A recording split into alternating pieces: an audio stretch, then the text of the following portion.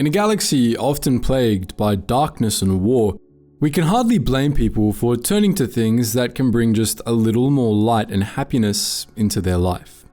For some, this might be precious friendships or a fulfilling career. For others, however, this comes in the form of romantic attachment, which people often like to aggressively remind us is the strongest attachment of all. In some ways, they're right. Love is a passion after all, which is why it was strictly forbidden by the Jedi Code in its very first line. There is no emotion, there is peace. While the rest of the galaxy found solace in their relationships, the Jedi were expected to abstain from forming such tight emotional bonds. Love was considered something that could provoke strong emotions in people, and, as they say, there's a fine line between love and hate. To protect a Jedi from the temptations of the dark side, the Jedi Order chose to ban relationships and call it a day. But if you've ever interacted with a person in real life, you'll know that rules are there to be broken, and many Jedi did just that. Some secretly, some blatantly. And it's understandable in a way. Jedi were warriors that had given up everything to serve the galaxy. They were always there, front and center, when Sith hit the fan, and so we won't really condemn them for wanting to indulge.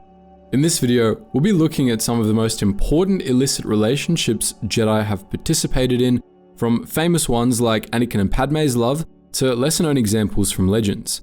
We'll also be avoiding speculation like the theory that Yoda and Yaddle were involved, or the fandom myth that Aayla Secura and Commander Bly had a relationship.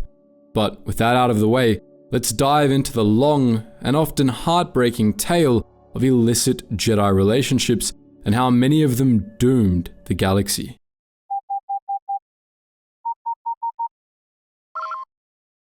Attention, Sergeant on deck! As with all good Star Wars stories, our first tale of love and loss takes place during the time of the Old Republic, and more specifically, around the time of the Great Sith War. Jolee Bindo was a male Jedi who was a bit of a boomer. During the Great Sith War, he had fought alongside the Jedi Order and the Galactic Republic against Exar Kun, and later on, he would go on to fight alongside Revan in the Jedi Civil War. By all accounts, he was a respectable Jedi who didn't hesitate to fight the dark side when it reared its ugly head in the galaxy. When Bindo had still been a young Padawan, he had been sent to the Yucatis system, which was suffering under the hands of a mad king. Their own leader had cut the system off from receiving food and other necessary supplies, leaving his people hungry and dying. Although an argument could have been made that the Jedi should respect a sovereign's decision, Bindo couldn't stand by and idly watch the people of the Yucatis system suffer. Instead, he commandeered a ship and began evading the blockade of ships himself, ferrying supplies to the people on Yucatis. Despite his skill as a pilot, however, he was eventually shot down by one of the many enforcers the king had sent after him. This enforcer was a human female named Nayama, and she took Bindo into custody. While he was her captive, Bindo tried to escape 3 times, and 3 times his attempts were foiled. Something must have happened during their time together, however, because before long, the two were in love. Together, they escaped Yucatis and were married in secret. To make matters even more complicated, Bindo discovered that his now wife, Nayama, was force sensitive. Despite being only a Padawan himself, he took her on as his student and began training her in the ways of the Jedi. Unfortunately, like many others we'll be discussing today, this love story doesn't have a happy ending. During the Great Sith War against Exar Kun, Nayama was enticed by Kun's teaching like many other Jedi and fell to the dark side. She tried to convince Bindo to join her, but he refused. The heated discussion soon escalated into a full-on fight that Bindo won, but with his wife at his mercy, he couldn't find it in him to take her life. Bindo ended up sparing her and allowing her to leave, and Nayama repaid his mercy by killing many other Jedi before someone finally took her down. Those Jedi lives weighed heavily on Bindo's conscience for the rest of his life. But Bindo wasn't the only Jedi in his lifetime who found forbidden love. We're fairly sure most of you already know the story of the Mandalorian Wars. Force knows we've talked about them enough on this channel. The protagonists were, of course, Revan and Malak. Two Jedi who took to the field and amassed a huge following of Jedi and Republic soldiers in the name of stopping the Mandalorians' blood-soaked rampage through the Outer Rim. After the final battle of the Mandalorian Wars, however, Revan and Malak disappeared into the unknown regions, and when they returned, they had fallen to the dark side. The Jedi Civil War followed, with Darth Revan and his forces trying to force a new Sith Empire, while the Jedi Order and the Republic tried to stop them. During this time, many more Jedi fell to the dark side, but in the end, the Jedi triumphed, all thanks to a young woman named Bastila Shan. At the time of the Mandalorian Wars, Bastila was still a knight, famed for her skills in battle meditation. During that war, she had sided with the Jedi Council against Revan, and when he returned as their enemy, she threw herself into the fight to take him down. In that final fight, she managed to best him. Barely surviving herself, she didn't allow Revan to die. Instead, she healed him, forging a bond between the two of them. Comatose, Revan was brought to the council and they all devised a plan. They erased his memories, imprinting in him instead the identity of a soldier of the Republic. The council hoped Revan, through his bond with Bastila, would reveal the location of the Rakatan space station known as the Starforge, which was churning out ships to power Darth Malak's fleet. Thus, Revan and Bastila embarked on a journey together, joined by other companions such as Republic Commander Carth Onasi, the Twi'lek mission Val, the Mandalorian mercenary Canderous Ordo, and many more.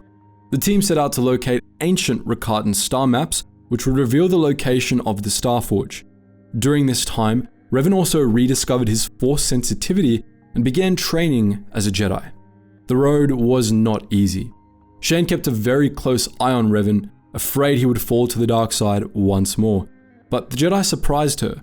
Time and time again, he proved himself compassionate, and with humor and a moderate approach, he coaxed Bastila out of her shell. Against all odds, and her better judgment, they fell in love. Disaster struck, however, after they located the fourth star map. Their team was ambushed by Darth Malak, and Bastila was taken prisoner and tortured horrifically. After a week of this, she finally broke and succumbed to the call of the dark side. Her fall was hastened by her bond with Revan, through which she felt and was tempted by the remnant of the dark side that remained within him. When Revan finally made it onto the Starforge, Bastila stood in his way. He was thankfully able to redeem her from the darkness and pull her back toward the light. Eager to prove her loyalty to the Jedi and the Republic, Shan fought alongside Revan in the Battle of Rakata Prime, bolstering the Republic troops through her battle meditation. Meanwhile, Revan defeated Malak and the Starforge was destroyed, finally putting an end to the sordid tale. With Malak gone and the threat of the Sith seemingly defeated, Revan and Shan got married and started a new life together, but it didn't last long. During his time in the unknown regions, Revan had discovered a Sith threat that he couldn't ignore. After 2 years, he departed for that region once more, only to fall victim to the true Sith and go missing. Shan, meanwhile, was pregnant with his child and had been left behind to mourn the loss of her husband and the father of her child. At least she and their child survived. If anything, her descendants would go on to lead eventful lives of their own and make similar choices.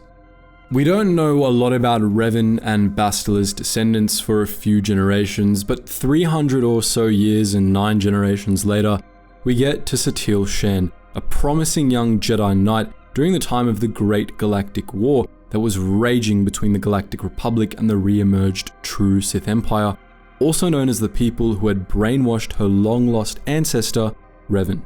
But her story begins several years before the war. From a young age, Satele proved to be an incredibly skilled Jedi and very loyal to the Order and its tenets. She was apprenticed to Jedi Master Ngani Zhou after being brought into the Order at a very young age. She was so good at her studies that she was sent to study under the Jedi Battle Master Chaos and Darach on the Sith homeworld of Korriban, which was still under Jedi control at this time. While she was studying there, however, the true Sith emerged from hyperspace with a large fleet and attacked. Satele Shan was sent off-world despite her desire to stay and fight. Alongside a Republic trooper named Jace Malcom, the two made their escape to warn the Order of the Sith's return. This was the start of the Great Galactic War, a war Satele soon found herself immersed in. She was quickly promoted to the rank of Jedi Knight and led many Republic troops to victory on battlefields across the galaxy. Many of those battles were in the company of that same Jace Malcom, with whom she steadily became more and more acquainted. One such battlefield was the core world of Alderaan, which came as a shock to many. Using a ruse to lure most of the Republic fleet away from the core, the Sith Empire attacked Alderaan with almost no opposition. Almost no opposition. Coincidentally, a force of Republic special forces had been on the planet, led by Jace Malcom. When the Sith forces began marching across the planet through its dense, snowy forests, the Spec Ops soldiers resorted to guerrilla warfare, pestering them and delaying them as much as possible. And Satele was there with them. Together, at the climactic battle of Alderaan that pushed the Sith back, she and Malcom took on Darth Malgus while his troopers engaged the Sith soldiers. It was an intense battle, but they emerged victorious. It was undeniable that the two worked well together. Well enough, in fact, to have started an illicit love affair that lasted 6 months during their time on Alderaan. Eventually, Satele broke up with Jace after becoming increasingly afraid of the darkness inside him. Darkness that only seemed to grow as the war progressed. But it wasn't a clean break. Satele was pregnant. With her reputation on the line, Satele hid herself away for the duration of her pregnancy, relying on her former master, Jedi Master Jolee, to help her. Her master guided her to a remote location where she eventually gave birth, surrendering the child to her master before returning to the front. Theron, as her son was called, was raised by Master Jolee before growing up to work in the Republic SIS. Satele went on to become the Grand Master of the Jedi Order after the war, and Jace Malcom would later go on to become the Supreme Commander of the Republic Army. Despite Theron having Shan's last name, not much is known about when Jace became aware of his son's existence. Family relations remained strained as Satele distanced herself from both her son and former lover. Theron and Jace did maintain an awkward but seemingly well-intended relationship, occasionally meeting for a drink in a Coruscant cantina to talk about work, the war, and their complicated feelings towards Satele. All in all, it wasn't the best situation to be in, but it was one of the healthiest outcomes one could hope to get. Most other Jedi weren't so fortunate. But let's back up a few centuries, back to the time of the Great Sith War, when one of the Jedi Order's most legendary heroes was around to break hearts and wreak havoc. Of course, we're talking about Ulic Qel-Droma, one of the most influential Jedi of his time. Born to a famous Jedi Master, Liansai Qel-Droma, who served her community as a Jedi and raised her children on Alderaan, Ulic was allowed to pursue his own interests in the start, but eventually he was also trained as a Jedi on Arcania under Jedi Master Arkajeth. Back then, the Jedi Council was stationed on Ossus, but the Order as a whole was more loosely organized, with most Jedi scattered across the galaxy, serving as watchmen and protectors of the area they were in. The Sith were thought to have been extinct for centuries, and the threat of the dark side was thought to be a distant memory. After years of training, Ulic and his fellow Padawan Qel-Droma and Tot Donita were proclaimed ready to take on missions without their master. Their first stop was Onderon, where they stopped the Beast Wars, a conflict between the Beast Riders and the Onderonians in the city of Iziz. Ulic and his companions were eventually able to take the cultists down and resolve the conflict, earning themselves the title of Jedi Knight. For some years, they remained on Onderon to guard the peace, and Ulic was joined by a new Jedi apprentice, Nomi Sunrider. There was still unrest in the city, and after an uprising of Sith cultists, it was revealed that the spirit of the former Sith Lord, Frida Nad, was active and controlling the Queen. They managed to handle the situation, and during this time, Ulic and Nomi became close. But peace was short-lived. Not long after the Nadists of Onderon, another Sith cult reared its ugly head, the Krath. These cultists, led by Satele and Aleema Keto, took over the Empress Teta system and began spreading the teachings of the dark side to their followers. They were able to repel the initial Republic attack force thanks to Aleema's Sith sorcery. Faced with this defeat, Ulic suggested a plan we can't imagine going wrong: infiltrating the cult and taking it down from the inside. And, of course, he volunteered himself. This went as well as you can imagine. Ulic arrived, swore fealty to the Keto siblings, and was subsequently drugged, imprisoned, tortured, and eventually broken. Aleema had a hand in this, seducing him, getting him to kill her brother, then taking over the cult with Ulic at her side, her fellow cult leader and lover. When Nomi and his brother came to rescue him, he turned them away, already too far gone. Instead, he joined forces with Exarch Kun's Sith, then recruited some Mandalorians to launch the Great Sith War, which wasn't very great at all. During the war, Ulic was captured but escaped, then had a superweapon activated that blew up a Jedi fleet and almost destroyed Ossus. Things weren't going very well for him.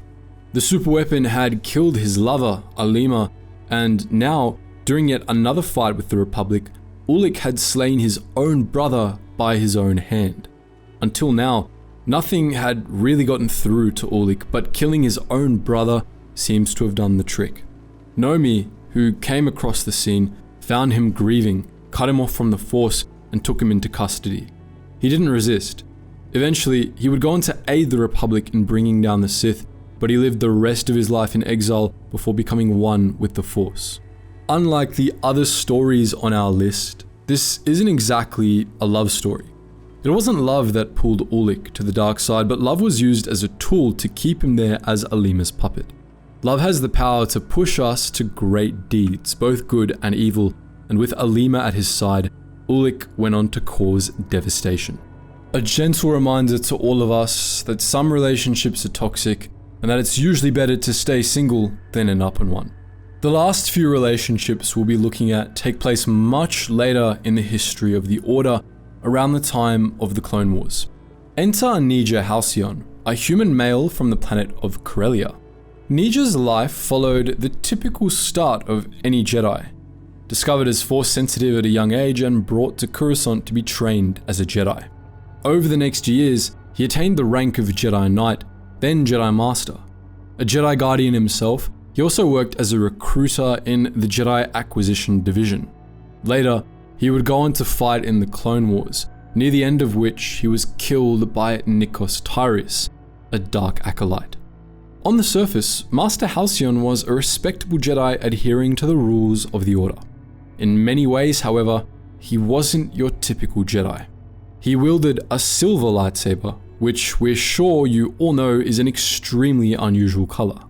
His friend, the Kamasi Jedi Yelenik Itkla, remembered him fondly in his Memnai, a type of projected memory the Kamasi experienced.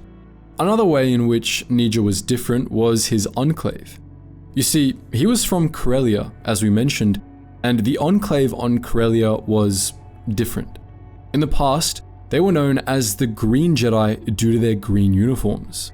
The Green Jedi were more militant in protecting Corellia above all else, something that still held true in Nejaa's days. Despite other things happening in the galaxy, the Corellian Jedi typically remained planetside and assisted with local issues.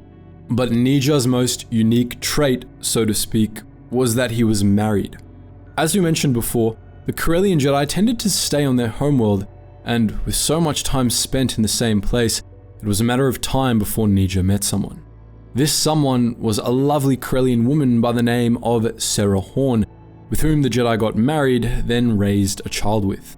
They and their daughter, Vaylin, lived mostly peaceful lives on Corellia, though Nejaa had to constantly fight to keep their existence secret from the Order. This was near the end of the Golden Age of the Republic, and the Council was very unforgiving with matters of attachment. That said, Nejaa always suspected Yoda knew of his double life. After the war and the rise of the Empire, Scerra, fearing for her child, decided to hide their identity by marrying Nejaa's best friend and taking his surname. It's unclear if this protected Vaylin from the Empire and its Inquisitors, but we can only hope she made it through the Imperial era alright. While we're talking about the Clone Wars era, we'll take a look at one of the most notorious relationships in the fandom, the situationship between Jedi Master Kit Fisto and Jedi Knight Aayla Secura. Star Wars Tales, the comic series, brings the two together for a story known as Tides of Terror. A few months after the Battle of Geonosis, the two Jedi were stationed on Kamino. It was during their time there that several clone troopers were discovered dead, and upon further examination by the Kaminoan scientists, the cause of death was determined to have been a deadly nanovirus cleverly named the Kaminoan nanovirus. As part of their investigation, the two Jedi consulted Master Cloner Sain Ta. The only conclusion they could draw was there was a traitor in the facility attempting to sabotage the Grand Army of the Republic. Their investigation led them to confront Kuma Nai, a Kaminoan scientist that had sided with the Confederacy of Independent Systems. But they weren't alone. The Kaminoan was accompanied by a group of super battle droids the CIS had provided them with. As the battle broke out, the Kaminoan fled for their ship, and the Jedi pursued while dealing with the droids. Kuma Nai ran toward the ship, but one expert saber throw from Master Fisto caused the ship to explode. However, it had the unfortunate effect of blasting Secura off the landing platform and into the ocean below. As she sank, Fisto dived in after her, but Secura was rapidly running out of air, desperately trying to make her way to the surface. Rather than letting her down, Kit Fisto reminded her that he was amphibious and pulled her into a rather passionate kiss. And we hear you. They needed to do it for her survival. They were nothing more than friends. We'd like to introduce you to Exhibit A, the kiss. We completely understand the logic behind Kit Fisto filtering oxygen through his gills and passing air into Aayla Secura so she can take a breath. But if it were only for the sake of that, we would expect them to be less lascivious about it. Exhibit B. Both parties acknowledge that the kiss was to save her life, but judging by their expressions and the smug way Kit Fisto says it was his pleasure, would make a strong case that there's more going on between these two. In the end, they were able to stop Kuma Nai, killing him with his own nanovirus while he tried to hold them off. But what do you think? It should be noted that this particular issue of Star Wars Tales was only dubiously canon within Star Wars Legends, so this brief moment doesn't need to be taken too out of context, but given the evidence we have, we're making a case that these two became an item early in the Clone Wars. Too bad we all know how that ended. In the same time period, we've all suspected that Obi-Wan Kenobi and Duchess Satine Kryze were an item. There's even a fan theory that her nephew is, in fact, her son with Obi-Wan, whom she portrays as her nephew to protect their reputation. If you ask us for our personal opinion on the matter, we believe this 100%, but as it's never officially stated to be true, we'll leave it in the realm of theory and move on to another woman Kenobi has been confirmed as romantically involved with. Her name was Siri Tachi, a human female 2 years younger than Kenobi. Even as a young trainee, she proved to be just as skilled with the Force and Saber as Obi-Wan and developed the same level of rivalry with Brock Chun. At their first meeting, when they were still young, she called then Padawan Kenobi an embarrassment for taking a temporary leave from the Jedi Order to help stop the civil war and humanitarian crisis on Malida. Later, she assisted Kenobi in exposing Brock Chun's connections with Xanatos' infiltration of the temple. When Jedi Master Adi Gallia chose her as her Padawan, the two accompanied Padawan Kenobi and his master Qui-Gon Jinn on many missions across the galaxy. Over the years, they saved each other multiple times and matured by learning from each other. Tachi acknowledged that Obi-Wan had taught her to be more patient and cautious in her judgment. But they were two adolescents spending significant amounts of time together, learning to trust and rely on one another, and, as was almost inevitable, feelings developed. On one mission to save a boy called Taliesin Fry from bounty hunters on the planet Cirrus, the Jedi crash-landed on the planet Quadrant 7. Their masters sent their Padawan to hide in the nearby caves with the boy while they handled the situation. In the caves, the two began arguing and, in the heat of the moment, finally confessed their feelings to one another. Rather than giving in to them right there and then, however, they chose to put their feelings aside until the mission was complete. During the mission, they found themselves on board a ship rigged to explode if it jumped to light speed. With death potentially imminent, they finally confessed they were in love with one another and had been for some time. Unfortunately for them, their relationship wasn't allowed to blossom. When consulting Yoda and Qui-Gon Jinn, they were cautioned against taking their relationship further, and the two did their best to put their feelings for one another aside. That said, they remained friends and would occasionally go out on missions together. Later on, they did so with their own Padawan in tow. Obi-Wan confided in her about his concerns taking Anakin on, and she reassured him. Despite the difficulties they faced, the two remained friends until her death in the early days of the Clone Wars.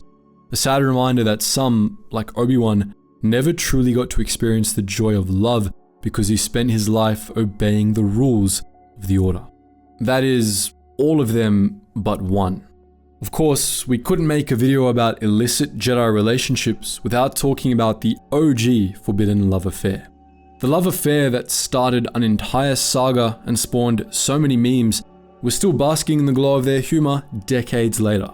Naturally, we're talking about the relationship between Anakin Skywalker and Padme Amidala, a relationship that began with the first stirs of trouble in the galaxy and ended with the triumph of an empire. We're sure you know the story already, so we'll spare you most of the details. Padme Amidala, the Queen of Naboo, found herself on Tatooine in the company of Qui-Gon Jinn and his Padawan Obi-Wan Kenobi.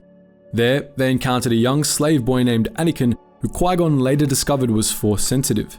Even from this first meeting, Anakin clearly showed interest in the much older Queen, but after they left Tatooine and liberated Naboo from the Trade Federation's blockade, he didn't see Padme for a very long time. Many years later, Anakin and his now master, Obi-Wan, are assigned as now Senator Amidala's protection during a time of crisis. Padme and Anakin ended up spending a considerable amount of time together, and during these stolen moments of happiness, they grew closer. Eventually, they became romantically involved, dating in secret. The Clone Wars animated series gives us many glimpses into how difficult maintaining a relationship was, with one partner a senator in the Galactic Senate, and the other a Jedi General on the front lines of the Clone Wars. As the Clone Wars progressed, Anakin began growing increasingly uneasy. He had repeated nightmares of Padme dying, and his fear became a tool for powers much greater than him to manipulate him. Here is where the Jedi Order failed Anakin, in our opinion. Anakin tried to consult both Grandmaster Yoda and Obi-Wan Kenobi, but neither gave him useful advice or guidance. Desperate to protect the one good thing in his life, Anakin gravitated into Chancellor Palpatine's pull. Palpatine promised him a way to save Padme, and with the Order refusing to help, Anakin felt as if he had no choice. Near the end of the Clone Wars, while Padme was heavily pregnant with his children, things came to a climax. Palpatine was revealed to be Darth Sidious, Dark Lord of the Sith. Order 66 was executed, leading to the decimation of the Jedi Order. Democracy died, and with it, Padme died of a broken heart after seeing what the dark side had done to her husband. To many, this tragic love story is the best example of why a Jedi should never be romantically involved with anyone. Fear leads to anger, anger leads to hate, and hate leads to the dark side, Yoda counseled Anakin. It is not love itself that has the power to corrupt, but the fear of losing something so precious is the true danger, lurking insidiously in the shadows. But was love truly so dangerous to the Jedi? In this video, we've explored several different instances of Jedi finding someone to love, and in most cases, it didn't actually end in tragedy. There is a common argument among naysayers of the Jedi Order that, had the Order been more supportive of romantic attachments, the fate of the galaxy would have been different. Many argue that, if Jedi had support and guidance in avoiding the pitfalls of attachment, love would have strengthened their resolve instead of destabilizing them. The true fault, they would argue, lay in the Jedi Order's outlook. By banning all romantic relationships, the Order effectively isolated any Jedi who found themselves falling in love and lacked the conviction and dedication Obi-Wan Kenobi had to deprive themselves of something so uplifting and intoxicating. And as we saw in Anakin's case, isolated people become frightened, and frightened people make poor choices. While we understand the logic behind that argument, we don't quite agree. To begin with, it's important to note that romantic love is only one form of love. Love, in truth, exists in many forms, but the Jedi only outright forbade romancing love. Anyone who's seen a Jedi Knight or Master interacting with their Padawan would say there was love there, a great deal of love in fact, but but the Council didn't ban them. The reason is because, as we've explored in a past video, the love between a Master and a Padawan was never meant to be restrictive. To pass the Knight trials, a Padawan needed to demonstrate the ability to let go. Masters and Padawan coexisted, supporting each other, but they were never meant to tie the other down. Romantic love, on the other hand, is by definition the kind of connection that ties one person to another. Even when the relationship is healthy, romantic partners in the traditional monogamous relationship are tied to each other, sharing a life and many goals. And when a Jedi is tied down, they cannot have the freedom to make the difficult decisions that Guardians of Life are called to make. Let's look at Anakin's relationship with Padme one final time. If we're being honest, it was already not the healthiest relationship. On many occasions, Anakin was shown to be controlling and possessive, and his fear only served to accentuate these flaws. It's what led him to force choking his heavily pregnant wife on Mustafar. Now, let's compare it to the love between master and student. No one can deny Obi-Wan loved Anakin more than anyone else. There's even the iconic line, "You were my brother, Anakin." Obi-Wan loved Anakin so much that he turned a blind eye to his relationship with Padme as long as he could, despite all the times he denied himself a chance at love. In the Revenge of the Sith novelization, we have this exchange between him and Padme before they confront Anakin. "I'm not blind, Padme, though I've tried to be for Anakin's sake. And for yours. Anakin has loved you since the day you met, in that horrible junk shop on Tatooine. He's never even tried to hide it, though we don't speak of it. We pretend that I don't know, and I was happy to because it made him happy. You made him happy when nothing else ever truly could. You love him too, don't you?" When he didn't answer, she turned around. He stood motionless, frowning, in the middle of the expanse of the buff carpeting. You do love him." He lowered his head. He looked very alone. "Please, do what you can to help him," he said, and left. Obi-Wan had known for a long time that Anakin and Padme were involved, and yet he allowed it to continue for the sake of his students' happiness. But even then, despite his love for Anakin, when it came to face him on Mustafar, Obi-Wan was able to do what had to be done and put a stop to his former student.